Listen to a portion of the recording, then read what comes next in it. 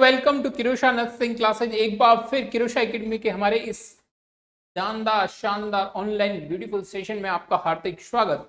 हिमाचल प्रदेश की क्लास को अपन कंटिन्यू करने वाले हैं। अपन ने ऑलरेडी इसी सेशन के अंदर 20 MCQ कल कर लिए थे। देन नेक्स्ट MCQ आज का अपना 21 MCQ सॉल्यूशन करवाने जा रहे हैं। इससे पहले हिमाचल प्रदेश के लिए जो भी प्रिपरेशन कर रहे हैं उनके लिए एक सबसे खास इंपॉर्टेंट इन्फॉर्मेशन ये है कि एग्जाम है वो फिर से आपका जल्दी होने वाला है। अभी कंफर्मेशन डेट नहीं है, लेकिन जहां तक हम अनुमान लगा रहे हैं वो एग्जाम आपका जल्दी हो सकता है। इसलिए टाइम है, कम से कम आपको कम से कम 45 दिन अच्छे से मिलते हैं, तब आप बहुत बढ़िया प्रैक्टिस करते हो। टेस्ट प्रैक्टिस है, अपना सिलेबस है, अपनी नर्सिंग है, नॉन नर्सिंग है, वो सारे के सारे अपन अच्छे से कवर कर पाएंगे, ठीक है ना। इससे ज्यादा जो भी टाइम मिलेगा वो अपना क्या रहेगा, बोनस रहेगा। लेकिन जो हम अभी के लिए एक टारगेट कर रहे हैं 45 डेज के अंदर अपना कंप्लीट एक बार के लिए कोर्स हम कोशिश करेंगे कि आपका हर सब्जेक्ट वाइज जो एमसीक्यू से रिलेटेड इंपोर्टेंट, ठीक है ना, बात करने वाले हैं इंपोर्टेंट जो आपको एग्जाम की दृष्टि से बहुत ही ज्यादा इंपोर्टेंट रहने वाले हैं और एग्जाम में डायरेक्ट आपको वो एमसीक्यू पूछे जा सकते हैं। इसी के साथ में टेस्ट सीरीज के बारे में मैं जरूर बात करना चाहूंगा। टेस्ट सीरीज से रिलेटेड आपका ऐप के अंदर, किरोशा एकेडमी ऐप के अंदर आपको टेस्ट सीरीज मिलेगी। उसके साथ में सबसे बड़ी बात यह कि आप टेस्ट कैसे देते हैं। जब भी आप टेस्ट दें, एमसीक्यू सॉल्यूशन करने से पहले सबसे पहले आप अच्छे से एमसीक्यू को क्या करेंगे, रीड करेंगे। रीड करने के बाद में अगर नहीं समझ में आया दूसरी बार फिर रीड करेंगे, ठीक है। रीड करने के बाद में आपका डायरेक्ट एक बार माइंड में आ जाना चाहिए कि इसका आंसर क्या है। लेकिन अभी भी अगर आप डाउट में हैं देन आप जाइए ऑप्शन के पास में। ऑप्शन में अगर आपको फिर डाउट है देन आप एलिमिनेशन जो मेथड है उसको आप ट्राई कीजिए। ये मैं बात कर रहा हूँ टेस्ट प्रैक्टिस में, क्योंकि जब अपन कोई चीज की आदत में लेके आते हैं ना, देन किसी न किसी दिन जब अपना फाइनल एग्जामिनेशन होता है वही आदत हमें अपने सक्सेस तक पहुंचाने का। इसलिए गलत आदत नहीं रखनी है कि नहीं डायरेक्ट सोचा नहीं समझा नहीं और अपने आंसर कर दिया, वो गलत ही होगा। इसलिए आप सभी से मेरा यही रहेगा कि आप अच्छे से एमसीक्यू पढ़ें और अपनी जो थ्योरी है अपने नॉलेज को वहां पे अप्लाई करें, ठीक है ना। क्योंकि जो एग्जाम का पैटर्न है वो एमसीक्यू ही रहने वाला है, वहां पे आपको थ्योरी के अंदर कोई लेख नहीं पूछने वाला है। इसलिए अपनी थ्योरी को अप्लाई करना सीखें और यही हम यहाँ पे आपको बताएंगे कि जब एमसीक्यू आप रीड कर रहे हैं तो आपका दिमाग सीधा कहाँ पे जाना चाहिए, ठीक है।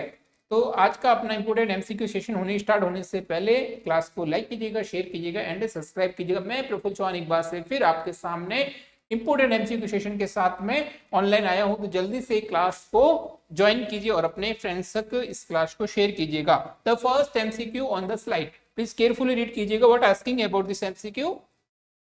A nurse is preparing a postpartum mother for fundal assessment, ठीक है। फंडल assessment which action is the most appropriate. एक नर्स प्रसवोत्तर माता की फंडल आकलन की तैयारी कर रही है। ओके, निम्नलिखित में से कौन सी क्रिया सबसे उपयुक्त रहेगी? गिव मी दिस आंसर कीजिएगा। फंडल असेसमेंट, ठीक है। जब भी फंडल असेसमेंट करेंगे प्रेस लगेगा, ठीक है ना। अपन क्या करते हैं, प्रेस करते हैं नहीं करते हैं। लेकिन याद रखना उस समय सबसे बड़ी और सबसे ज्यादा इंपोर्टेंट रहता है आपका यूरिनरी ब्लेडर। याद रखना यूरिनरी जो ब्लेडर है वो क्या होना चाहिए डियर, यूरिनरी ब्लेडर क्या होना चाहिए आपका,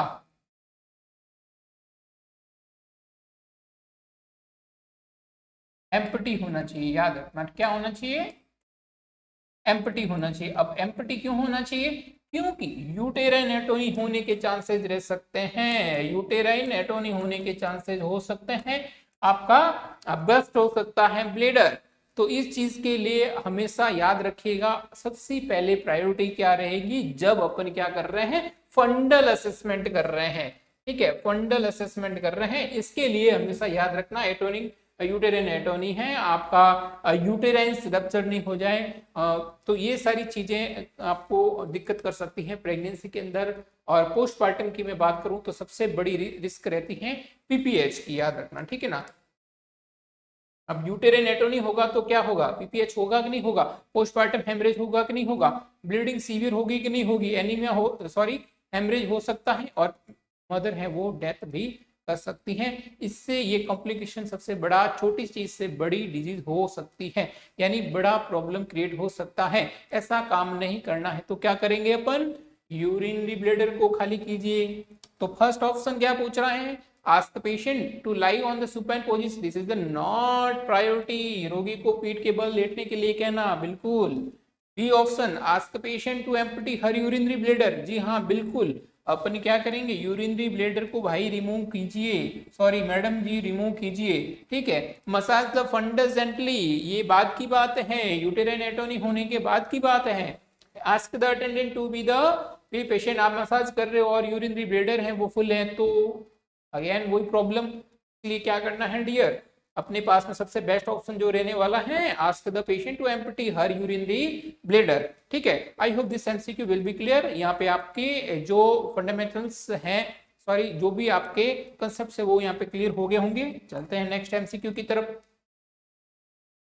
केयरफुली रीड कीजिएगा हर एक एमसीक्यू आपके लिए।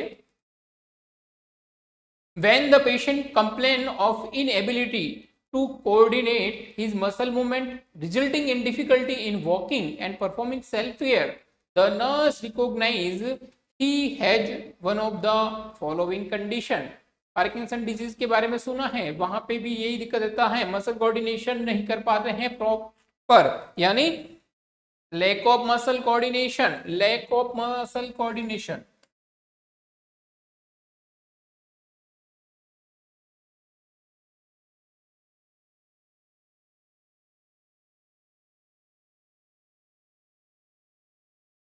ओपन क्या बोलते हैं, टेक्शिया, रिजिडिटी हो सकती है, रिजिडिटी यानी जो रिजिडिटी टिमस एंड ब्रेडिकाइनेशिया है वो किसमें देखने को मिलता है, सर्दी के अंदर जिस तरह से एक स्टिफनेस देखने को मिलती है, पार्किंसन डिजीज के अंदर अपन पढ़ते हैं, ठीक है ना, सफलिंग गेट है, रिजिडिटी है, टिमस है, ब्रेडिकाइनेशिया है, ठीक है, तो ये भी नहीं रहेगा। एग्नोसिया की अगर मैं बात करूं, यानी जो बिल्कुल जान पहचान वाली चीजें हैं, यानी जो ऑब्जेक्टिव है अपने रिकॉग्नाइज उसको क्या नहीं कर पाते हैं, ये रिमेम्बर नहीं कर पाते हैं, ऐसी कंडीशन के अंदर पेशेंट को, अगर मैं सही बात बताऊं तो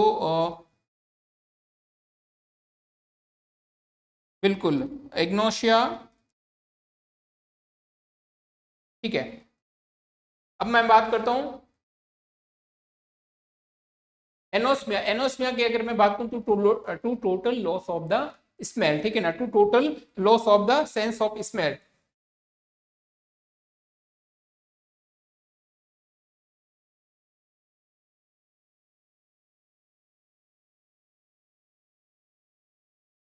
ठीक है, अब पीछे क्या रहा अपना अटेक्शिया, यानी the muscle lack of muscle coordination, ठीक है, दिस इज कॉल्ड अटेक्शिया, यानी डी ऑप्शन क्या चला जाएगा अपना यहाँ पे, राइट आंसर चला जाएगा, डी ऑप्शन की तरफ क्या करेंगे अपन यहाँ पे करेक्ट आंसर दे देंगे, ठीक है।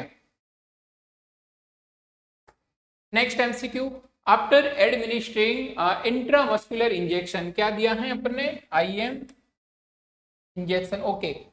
The nurse had needle stick injury, patient को क्या हो रही है, इंट्रामस्कुलर इंजेक्शन देने के बाद नर्स को नीडल स्टिक इंजुरी लग गई है।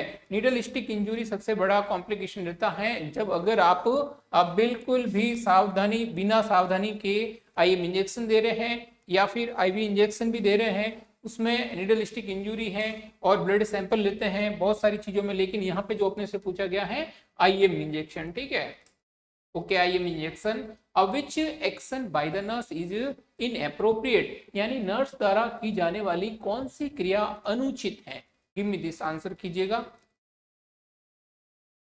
यानी ऐसी कौन सी चीज है जो आपको नीडल स्टिक इंजुरी होने के बाद में, देखिए एक गाइडलाइन है, जब भी अपन हॉस्पिटल के अंदर काम करते हैं, सबसे पहले जब भी आप किसी वार्ड में आ रहे हैं, सबसे ज्यादा अगर बात कहूँ नीडल स्टिक इंजुरी की, तो अपने ट्रॉमा है, इमरजेंसी के अंदर है, वहाँ पे अपने को पता भी नहीं रहता है, ठीक है ना, वहाँ पे अपने को पता भी नहीं रहता क्योंकि उनके वायरल मार्कर होने में टाइम लगता है, ठीक है। इमरजेंसी के अंदर जो भी पेशेंट आएगा वो अपने को नहीं पता होता है, इसलिए हमेशा हर पेशेंट को आप पॉजिटिव मान के ही उनको ट्रीटमेंट करें, यानी प्रॉपर ग्लव्स पहन के रखें, मास्क पहन के रखें। नीडल स्टिक इंजुरी है तो आपको उससे जब आप रिकैप नहीं कर रहे हैं और आईएम इंजेक्शन लगा रहे हैं तो थोड़ा सा आपको अवेयर होके ये काम करने चाहिए, ठीक है। और वार्ड के अंदर अगर मैं बात करूं तो वार्ड के अंदर ऑलरेडी आप जब भी अपने वार्ड के अंदर आते हैं, सबसे पहले पेशेंट की फाइल को अच्छे से चेक करें, ठीक है ना। फाइल को जब आप चेक करेंगे उसमें हर एक पेशेंट का डिटेल दे रखा होता है कि यहाँ पे वायरल मार्कर इनका कौन पॉजिटिव है कौन नेगेटिव है। तो पॉजिटिव वाले से आपको एक्स्ट्रा अलर्ट रहने की जरूरत है, एक्स्ट्रा केयर और एक्स्ट्रा अपने आप को हाइजीन मेंटेन करने की जरूरत रहती है, ठीक है। तो अब बात करें नीडल स्टिक इंजरी, तो अपने को क्या करना चाहिए, गिव मी दिस आंसर कीजिए। खून निकालने के लिए अंगुली को दबाने यानी squeezing the finger to let out the blood, ठीक है ना। बी ऑप्शन है consulting with physician for appropriate prophylaxis. ये तो बात बिल्कुल सही है कि भाई अपन क्या करेंगे, प्रोफाइलैक्सिस लेना ही है, ठीक है ना। जब आपको नीडल स्टिक इंजरी हो गई है तब आपको फिजिशियन से लेना ही चाहिए प्रोफाइलैक्सिस, ठीक है। सी ऑप्शन है washing hand under the tap water, बिल्कुल बात सही है। कम से कम आपको 10 से 15 मिनट तक टैप वाटर से क्या करना चाहिए, अपने जो भी वुंड है जो भी स्टिक जहाँ इंजरी हुई है उस साइड को आप क्या करेंगे 10 से 15 मिनट तक कंटिन्यू वॉश करें। डी ऑप्शन अपने पास में संक्रमण नियंत्रक टीम से संपर्क करें, भी बात सही है कि आप क्या करेंगे इन्फेक्शन कंट्रोल वालों को, जिससे आपके वो सैंपल भेज सके और भी जिनसे आपका कट लगा है उसका भी वो अच्छे से सैंपलिंग वगैरह करके देख सके और नेक्स्ट आपको जो भी प्रोसेस है वो इन्फेक्शन कंट्रोल के द्वारा कर दी जाएगी। ये तीनों तो बात क्या है सही, लेकिन कभी भी स्क्वीज नहीं करना है फिंगर को, ठीक है ना। तो ये ऑप्शन क्या रहेगा अपना, खून निकालने के लिए उंगली को दबाने, ये बात बिल्कुल क्या रहेगी आपकी गलत रहेगी, ठीक है। ये क्या है अपने पास में एक्सेप्ट का एमसीक्यू है। किसी भी एक्सेप्ट के एमसीक्यू आने के अलग अलग तरीके रहते हैं, ठीक है। कभी नॉट दिया रहता है, कभी इनएप्रोप्रिएट दिया रहता है, कभी एक्सेप्ट दिया जाता है। तो ये सारी चीजें आपको क्या करना चाहिए, ध्यान में रखना चाहिए। तो ये option will be the correct. चलते हैं नेक्स्ट एमसीक्यू की तरफ। Next MCQ, a woman with 36 week of gestation informed the nurse that there is a sudden gush of the fluid from the vagina. This indicate which clinical condition? यानी 36 week, यानी 36 week का मतलब क्या हुआ, preterm.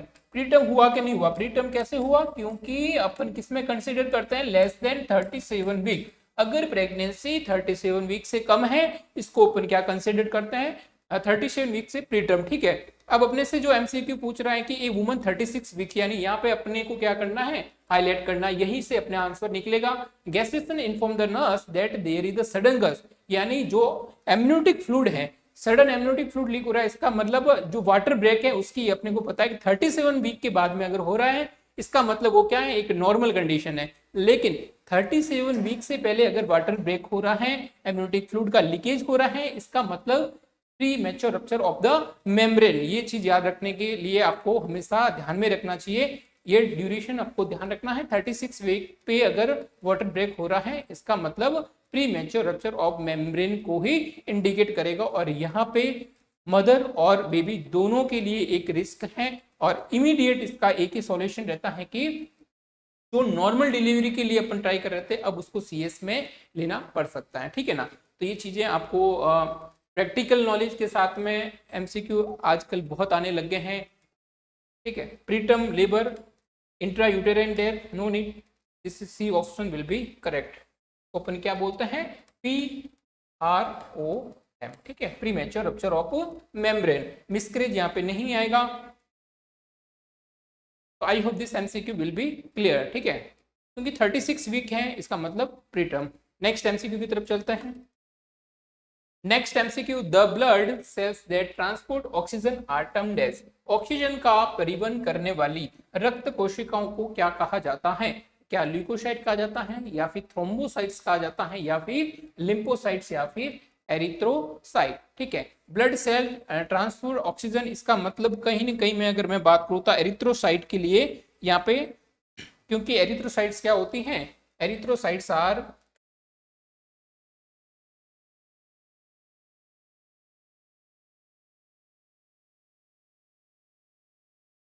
Blood cells, erythrocytes are क्या है, blood cells, ठीक है।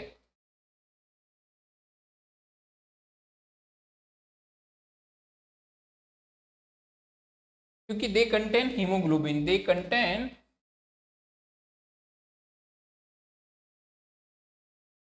हीमोग्लोबिन विच ट्रांसफर ऑक्सीजन, ठीक है ना, ब्लड से ट्रांसफर करने का ये काम करती है ऑक्सीजन के अंदर। नॉट फॉर ल्यूकोसाइट्स, एक होता है थ्रोम्बोसाइटोपिनिया, यानी वहां पे प्लेटलेट्स क्या होते हैं, डिक्रीज, ठीक है ना। प्लेटलेट्स अगर डिक्रीज हो रहे हैं, थ्रोम्बोसाइटोपिनिया मेनली किसमें देखा जाता है, डेंगू के पेशेंट के अंदर। तो यहाँ पे जो अपने से पूछ रहा है तो एरिथ्रोसाइट्स क्या रहेगा अपना राइट आंसर चला जाएगा। नेक्स्ट एमसीक्यू, अगेन स्टेटमेंट से रिगार्डेड एमसीक्यू अपने से पूछ रहा है। स्टेटमेंट फर्स्ट जो है वो है oral polio vaccine, oral polio vaccine live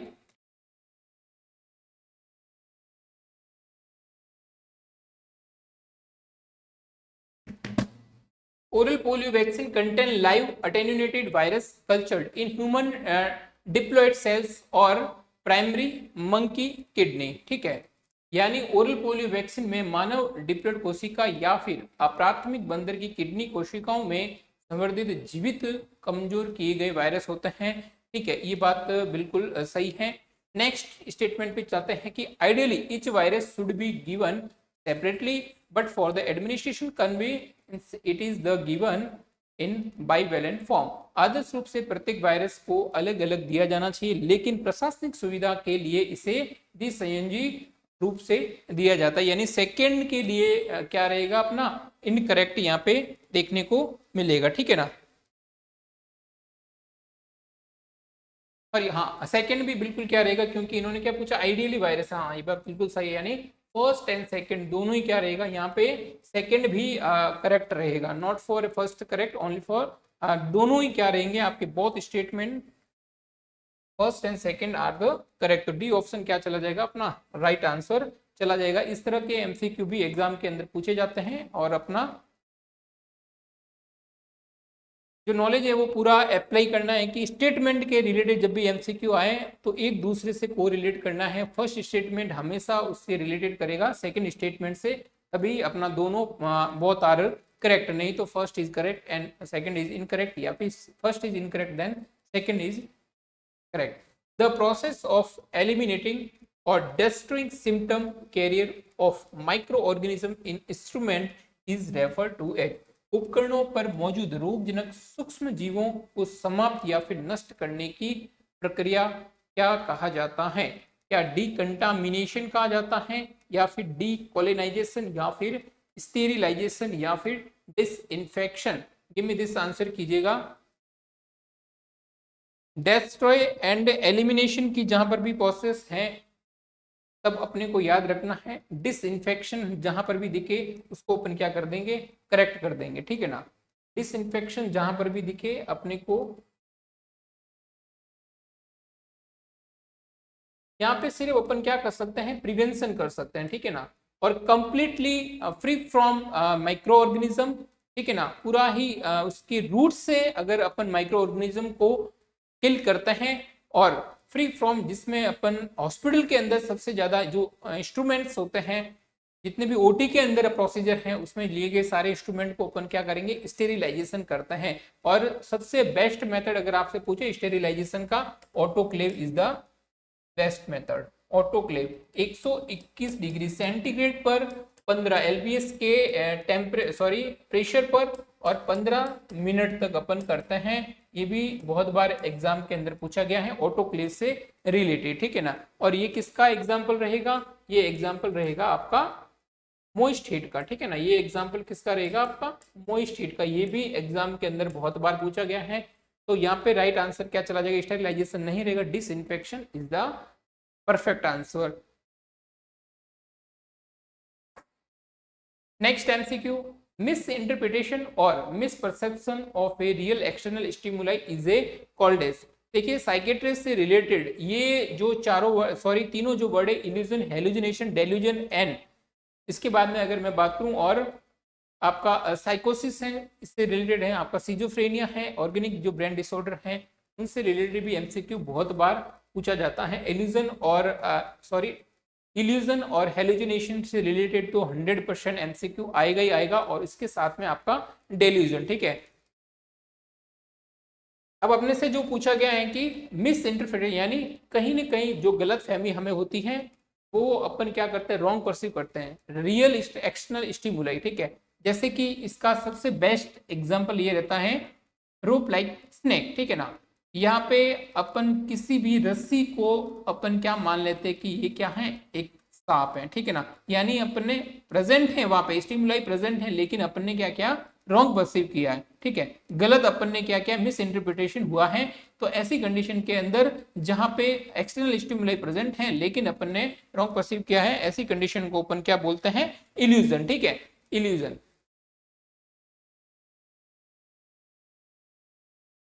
और जो आपका एक्सटर्नल स्टिमुलाई है वो क्या है, अब्सेंट है, याद रखना, अगर वहां पे अब्सेंट है,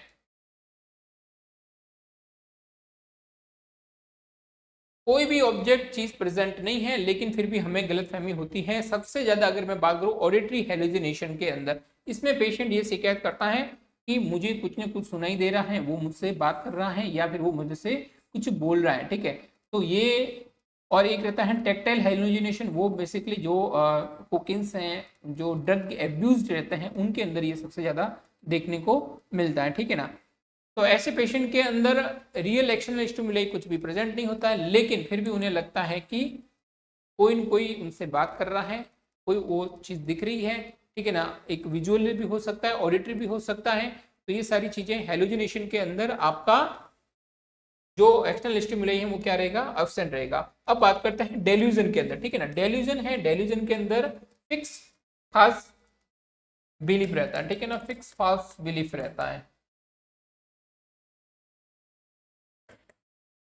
ऐसे पेशेंट सिर्फ खुद पे ही मतलब भरोसा करते हैं, उनको ऐसे लगता है कि उनको एक गलत फहमी रहती है कि जो उन्होंने मान लिया वो ही सच है, ठीक है ना। सबसे पहले मैं बात करूं जैसे delusion of the grandiosity, grandiosity के अंदर पेशेंट को ये गलत फहमी रहती है कि मैं ही इस संसार का सबसे पावरफुल इंसान हूं, मैं ही इस दुनिया को चला रहा हूं और मेरे ही सब इस अंडर में, ठीक है ना। तो ये सारी गलत फहमी है, उसको अपन डेल्यूजन ऑफ ग्रैंडियोसिटी। और दूसरा सबसे इंपॉर्टेंट रहता है डेल्यूजन ऑफ परसिक्यूटरी। ऐसे में पेशेंट को ये लगता है कि कोई मुझे मारना चाहता है, कोई मेरे रिलेटिव्स हैं, मेरे घर में हैं, कोई मेरे फ्रेंड्स हैं, वो सारे के सारे मेरे को मारना चाहते हैं, वो मेरे पीछे पीछे लगे हुए हैं, मेरी हर जगह मेरा पीछा करते हैं, वो कहीं ना कहीं मेरे को मारना चाहते हैं, मेरे को जहर देना चाहता है। पॉइजन से रिलेटेड जो प्रोसिक्यूटरी है वो बहुत बार पूछा गया है। तो ये सारी चीजें क्या रहता है, डेल्यूजन, जिसमें फिक्स फाल्स बिलीफ रहता है, ठीक है ना। यानी जो गलत फहमी है उन्होंने जो दिमाग में बैठा दिया है वो ही वो मानेंगे, फिर दूसरा कोई उनसे कुछ भी बोले कुछ चीज पे वो ट्रस्ट नहीं करेंगे, ठीक है ना। नॉट फॉर ए साइकोसिस। तो यहाँ पे राइट आंसर क्या चला जाएगा, illusion is the correct answer. Next MCQ, during cardiopulmonary resuscitation compression ventilation ratio for the adult patient with cardiac arrest, ठीक है ना। ये एमसीक्यू केयरफुली रीड कीजिएगा जब तक अपन बात करने वाले हैं कि टेस्ट सीरीज के बारे में। किरोशा एकेडमी के ऐप को आप प्ले स्टोर पे जाके डाउनलोड कर सकते हैं, वहां पे आपके लिए क्रैश कोर्स भी अवेलेबल है जो कि आपके प्रिपरेशन में बहुत ज्यादा हेल्पफुल रहेगा, पुस्टअप रहेगा। बेस्ट फैकल्टी के द्वारा वहां पे एग्जाम से रिगार्डेड आपको आपके प्रीवियस ईयर के पेपर हैं या फिर मैं इंपोर्टेंट टॉपिक से रिलेटेड बात करूं तो वहां पे विद रीजनल सारे इंपोर्टेंट एमसीक्यू करवाए गए हैं उस ऐप के अंदर। और इसके साथ में टेस्ट सीरीज है वो बहुत ही कम प्राइस के अंदर 399 के अंदर आपको टेस्ट सीरीज में मिलेगी, जो कि प्रिपरेशन में बूस्टेड डोज का काम करेगी, प्रैक्टिस में परफेक्ट, ठीक है ना। तो अगर आपको परफेक्ट बनना है तो टेस्ट सीरीज जरूर दें। और इसी के साथ में आपका बहुत ही कम प्राइस के अंदर जो है क्रैश कोर्स है ऑनलाइन, जो अपन बात करने वाले हैं एमसीक्यू बैच, ठीक है ना। तो वो भी आपको 3000 के अंदर बहुत कम प्राइस के अंदर मिलने वाला है, ठीक है। ड्यूरिंग कार्डियो सॉरी सीपीआर की अगर मैं बात करूं, सीपीआर में अपने से जो एमसीक्यू पूछा गया है, ratio for the adult patient in cardiac arrest. देखिए अब अपने से यहाँ पे हिंट दे दी गई है, एडल्ट की बात की, ठीक है ना। अब एडल्ट की बात हो तो जब भी सीपीआर देने वाला चाहे एक पर्सन हो चाहे दो पर्सन हो, उसमें हमेशा जो कंप्रेशन एंड वेंटिलेशन का जो रेशियो रहेगा, ठीक है ना, कंप्रेशन एंड वेंटिलेशन का जो रेशियो रहेगा वो रहेगा आपका 30:2। यानी 30 आपको कंप्रेशन देना है और 2 आपको वेंटिलेशन देना है। अगर मैं बात करूं चिल्ड्रन के अंदर, चिल्ड्रन के अंदर अगर मैं बात करूं तब भी अपन वही चीज फॉलो करेंगे, लेकिन अगर वहां पे 2 है, ठीक है ना, रेसिक्यूट अगर 2 है तब अपन वहां पे 15:2 कर सकते हैं। ये चीज ध्यान रखना आपको, ठीक है ना। एडल्ट के लिए हमेशा चाहे रेस्क्यूअर एक हो चाहे दो हो, ठीक है ना, सीपीआर देने वाला चाहे एक हो या फिर दो हो, आंसर एक ही रहेगा, 30:2, ठीक है।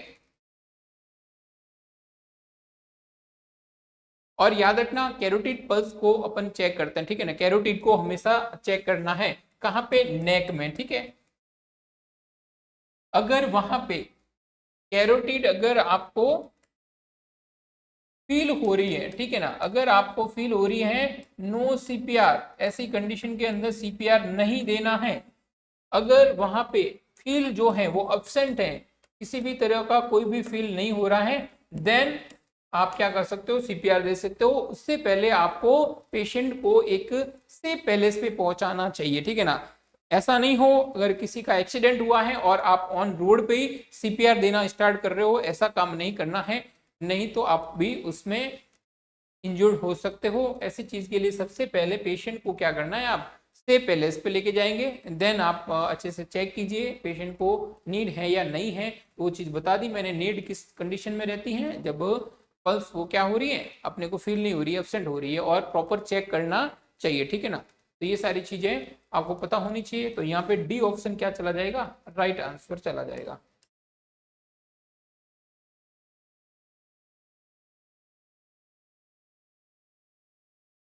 नेक्स्ट एमसीक्यू की तरफ अपन चलते हैं। नेक्स्ट एमसीक्यू अपने से क्या पूछ रहा है, केयरफुली रीड कीजिएगा। Match list with first and second ECG leads and placement position, ठीक है ना। ईसीजी के अंदर अपन पढ़ते हैं V1 V2 V3 V4 V5 V6, ठीक है ना। अब अपने से क्या पूछ रहा है, अपने से ये पूछ रहा है कि भाई इसका जो प्लेसमेंट है वो कहाँ कहाँ पे होना चाहिए। सबसे पहले अपने से पूछा गया है V1, ठीक है ना। V1 का प्लेसमेंट कहाँ करेंगे, तो V1 का हमेशा याद रखना जो आपके बाकी जो लीड्स होती हैं उससे थोड़ा सा ऊपर रहता है, ठीक है ना। तो वो कौन सा रहेगा, आपका फोर्थ इंटरकोस्टल रहेगा। तो जहां पर भी फोर्थ इंटरकोस्टल है वो तो आपका क्या चला जाएगा, यानी ए को मैं क्या करूंगा, फोर्थ। तो देखिए फोर्थ किस में आ रहा है, एक तो आ रहा है आपका ए और दूसरा आ रहा है डी, इसका मतलब बी और सी दोनों ही क्या हो गए, गलत हो गए। अब बात करते हैं आपकी V4, ठीक है ना। अगर मैं V4 की मैं बात करता हूं यहाँ पे, तो V4 आपका आपका रहेगा फिफ्थ इंटरकोस्टल स्पेस, लेकिन मिड क्लेविकर लाइन, ठीक है ना। तो ये भी क्या रहेगा आपका थर्ड, ठीक है। अब देखिए V4 है वो क्या रहेगा, थर्ड, यानी थर्ड ऑप्शन किस में चला जाएगा, देखते हैं। इसमें बिल्कुल थर्ड आ रहा है, लेकिन इसमें भी थर्ड आ रहा है, यहाँ पर भी अपना काम नहीं बनेगा। अब वो चलते हैं अपन नेक्स्ट पे, V5, ठीक है ना। V5 की अगर मैं बात करूं तो V5 अगेन आपका रहेगा फिफ्थ इंटरकोस्टल, लेकिन मिड एक्सिलरी लाइन, ठीक है ना। लेकिन क्या रहेगा, मिड एक्सिलरी लाइन। अब इसमें से देखते हैं अपन मिड एक्सिलरी लाइन कहां पे है। फर्स्ट की अगर मैं बात करूं यानी सी का फर्स्ट, तो ये बात बिल्कुल सही है, लेकिन यहाँ पे देखिए सी का क्या हो गया, सेकंड। इसका मतलब अपना राइट आंसर जो है वो क्या रहने वाला है, A option will be correct. And finally is the V6 है, तो वो आपका क्या चला जाएगा, फिफ्थ इंटरकोस्टल स्पेस, लेकिन एंटीरियर एक्सिलरी लाइन, ठीक है। वो बिल्कुल क्या रहेगा, आपका एक्सिलरी लाइन रहेगा, ठीक है ना। तो ये चीजें आपको याद रखनी है, सिंपल सा एमसीक्यू, लेकिन एग्जाम के अंदर पूछा जाता है।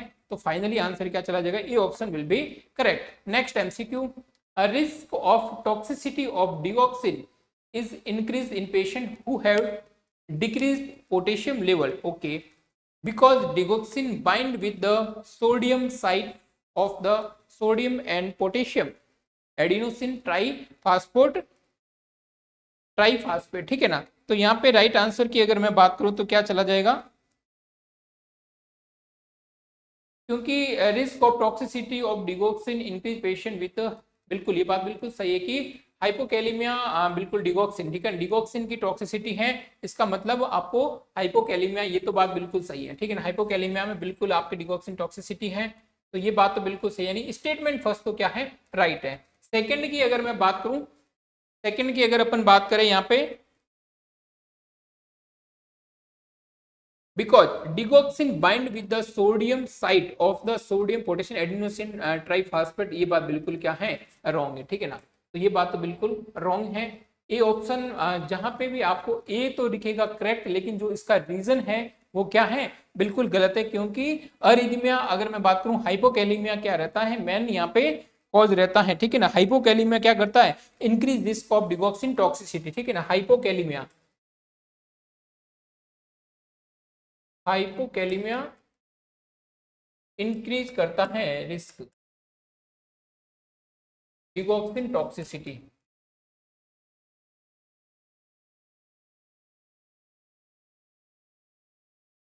तो ये कोई इसका रीजन नहीं है, तो ए ऑप्शन आपका, बी ऑप्शन सॉरी, ठीक है ना, क्योंकि बी तो करेक्ट, सेकंड स्टेटमेंट वो क्या आपका रॉन्ग है। तो ओनली फॉर बी ऑप्शन में, क्योंकि both statement first and second are incorrect, नहीं, क्योंकि फर्स्ट स्टेटमेंट क्या है, करेक्ट है। सेकंड डी ऑप्शन अपने पास में both statement first and second, तो दोनों की दोनों राइट भी नहीं है, क्योंकि इसका जो रीजन है वो क्या है, वो बिल्कुल क्या है आपका गलत है, ठीक है ना।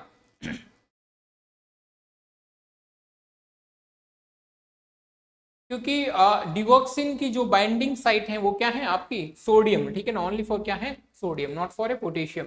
तो राइट आंसर क्या चला जाएगा अपना, B option will be correct. Next MCQ, U win platform is associate with which one of the following, give me this answer कीजिएगा। यू विन प्लेटफॉर्म है वो निम्नलिखित में से किससे संबंधित है। तो ये आपका एक ऑनलाइन साइट है जहां पे इम्यूनाइजेशन को सर्वे किया जाता है, ठीक है ना, इम्यूनाइजेशन।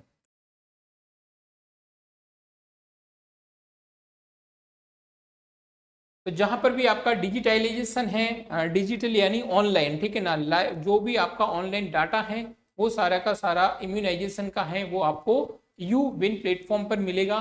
तो ए ऑप्शन है आपका digitalization of India universal immunization programme यानी यूआईपी, ठीक है ना, तो ये बात बिल्कुल सही है। B option loan the start of by woman, no, गलत। Coaching facility for woman tutors form, इससे कोई इसका रिलेशन नहीं है, नॉट फॉर ए। तो आपका इसका रिलेशन है ओनली फॉर इम्यूनाइजेशन, तो यहाँ पे तो डायरेक्ट ही क्या मिल गया अपने को, आंसर मिल गया है। Next MCQ, continuous gastric function और drainage causes which of the following clinical condition. Next MCQ आपकी स्लाइड के ऊपर है, केयरफुली रीड कीजिएगा कि अपने से क्या पूछ रहा है कि कंटिन्यूस गैस्ट्रिक सक्शन है और drainage causes which of the, कौन सा आपका एसिड बेस इम्बैलेंस देखने को मिलेगा, ठीक है ना। तो अपने को पता है कि एसिडोसिस है, यानी जो पीएच है वो इंक्रीज रहेगी, एसिड ज्यादा बनेगा, लेकिन बार बार अपन सक्शन करते हैं, इसका मतलब वो एसिड क्या होता है, रिफ्लेक्स होता है, ठीक है ना। एसिड क्या हो जाएगा आपका, कम हो जाएगा और वो एल्केलाइन की तरफ बढ़ेगा, ठीक है ना। और यहाँ पे रेस्पिरेटरी तो होने सारा, क्योंकि मेटाबॉलिक हो रहा है, ठीक है। तो यहाँ पे क्या रहेगा आपका मेटाबॉलिक, क्योंकि हेसियोत्री जो है वो क्या हो रहा है, इंक्रीज हो रहा है, और जो पीएच है वो आपकी डिक्रीज हो रही है, क्योंकि जो एसिड्स है अम्लता वो क्या हो रही है आपकी डिक्रीज हो रही है। सक्शन के दौरान जो एल्केलाइन है वो बढ़ेगा और जो एसिडिटी है वो क्या रहेगी आपकी, वो नेचर हो जाएगा कम। तो मेटाबॉलिक एसिडोसिस के अंदर अपन नहीं करेंगे, नॉट फॉर हाइपरकैलेमिया, मेटाबॉलिक एल्कालोसिस, ठीक है, मेटाबॉलिक एल्कालोसिस। अगर किसी को प्रोजेक्टाइल वोमिटिंग है, अगर किसी को प्रोजेक्टाइल वोमिटिंग है, ठीक है ना, तो ऐसी कंडीशन के अंदर भी क्या रहेगा आपका मेटाबॉलिक एल्कालोसिस रहेगा। जहां पे मेटाबॉलिक एल्कालोसिस है वो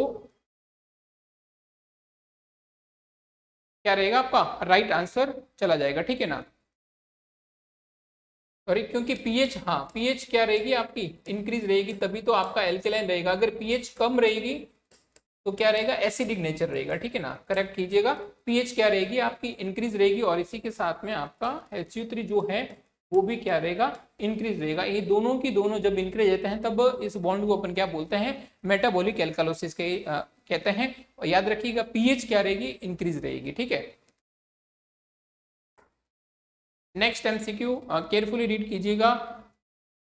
Retained surgical body or any foreign body left inside the patient after the operation, and reason इसका बता रहे हैं कि to prevent retained surgical body the nurse must count surgical item before the skin injection। तो यहाँ पर भी मुझे जो फर्स्ट है वो तो क्या लग रहा है, राइट लग रहा है, लेकिन जो सेकंड स्टेटमेंट है वो क्या है, इनकरेक्ट है। तो अगेन यहाँ पे क्या होना चाहिए, बी ऑप्शन मुझे लग रहा है यहाँ पे, ठीक है। Both statement first and second ये बात सही है, लेकिन क्योंकि सेकंड क्या है, रॉन्ग है, ठीक है ना। फर्स्ट तो बात सही कि रिटर्न सर्जिकल बॉडी का are any foreign body left inside the patient after operation, यानी रिटर्न सर्जिकल बॉडी आइटम वे विदेशी वस्तु हैं जो ऑपरेशन के रोगी के अंदर रिटेंड, यानी क्या रहता है कि जैसे सर्जिकल कोई प्रोसीजर किया, ठीक है ना, किसी का ऑपरेशन हुआ है, लेकिन उस ऑपरेशन के दौरान कोई सीजर हो सकती है, कोई कॉटन हो सकता है, कोई भी इंस्ट्रूमेंट का हिस्सा है, या फिर डॉक्टर साहब की रिंग पहनी हुई थी, या फिर कुछ भी कह सकते हैं XYZ। अगर वो चीज क्या रह जाती है बॉडी के अंदर, उस पेशेंट के बॉडी के अंदर रह जाती है, और पूरा ऑपरेशन कंप्लीट होने के बाद में पता चलता है कि भाई वो चीज तो मिसिंग है, इसका मतलब इसलिए अपन क्या करते हैं, ओटी स्टार्ट होने से पहले और ओटी खत्म होने के बाद में अपन क्या करते हैं, क्रॉस मैच करते हैं, पूरी इंस्ट्रूमेंट की अपन काउंटिंग करते हैं कि बराबर है या नहीं है, ठीक है ना। तो ये सारी चीजें, और जो स्टेटमेंट सेकंड है, to prevent return surgical body the nurse must count surgical item before the skin incision, यानी रिटर्न सर्जिकल आइटम को रोकने के लिए नर्स को त्वचा पर चीरा लगाने से पहले सर्जिकल वस्तुओं की गिनती करनी चाहिए। नहीं नहीं, ये बात बिल्कुल क्या है, गलत है, ठीक है ना। उससे पहले ही आपको क्या कर लेना चाहिए, काउंट कर लेना चाहिए, ठीक है ना। तो ए ऑप्शन तो करेक्ट है, लेकिन सेकंड जो स्टेटमेंट है वो क्या रहेगा आपका, इनकरेक्ट है, ठीक है ना। तो बी ऑप्शन आपका यहाँ पे क्या चला जाएगा, राइट आंसर चला जाएगा। Next MCQ, when the nurse notice gingivital hypertrophy which indicates side effect of one of the following drugs, give me this answer कीजिएगा। जो नर्स को gingivital hypertrophy दिखाई दे रही है, इसका मतलब किस दवा का दुष्प्रभाव होने का संकेत है। तो ये आपके क्या रहेगी, एंटी कन्वर्जेंट, ठीक है ना। ये आपकी क्या रहेगी, एंटी कन्वर्जेंट रहती है, ठीक है ना। इसके लिए अपन सबसे कहते हैं फेनिटोइन, ठीक है ना, फेनिटोइन सबसे बेस्ट ड्रग कौन सी रहेगी, फेनिटोइन, ठीक है ना। Not for A corticosteroids and not a lipid Lloyd drug, anti conversion जिसके अंदर अगर मैं बात करूं तो phenytoin is the best answer. Next MCQ,